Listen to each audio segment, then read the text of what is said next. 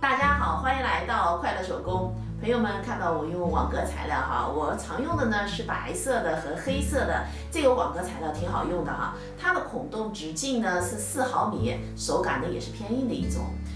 这个材料能干什么呢？我手工当中做过很多，什么包里边卡的夹层材料啊，还有那种蔬果袋。今天呢，我就用网格材料啊，分享一个非常简单的啊，我们平时生活当中呢也会经常用到的收纳袋。首先呢，我们准备几个布片哈，这个长度呢37厘米，宽10厘米，材料需要2份，这个材料也是2份。那它的长度呢10厘米，宽度4厘米。我们把这个材料是一会儿要做布条的哈，我们这样子折叠，然后车一条线。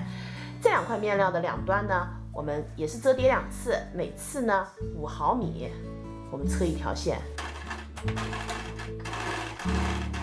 接下来呢，我们准备一份网格材料，这个材料的宽度35厘米，长度呢80厘米。我在底部进行了一个对折，我们呢把刚才做好的这个材料哈，搁在两端。那搁的时候，咱们这个边是冲上的哈，然后呢，我们车一条线。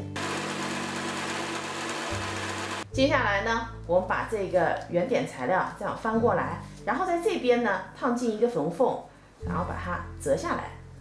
盖住这毛边哈，我们再车一条线，那这边呢也是一样的哈。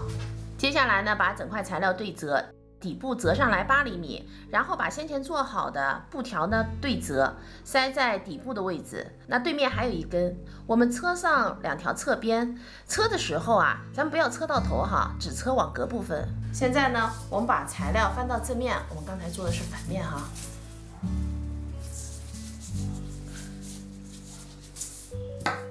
翻过来以后，底部有个厚度哈。接下来呢，我们准备2根1.5米长的帽绳哈，我们在轨道上面呢，把它给穿上帽绳。那左进呢左出，右进呢右出。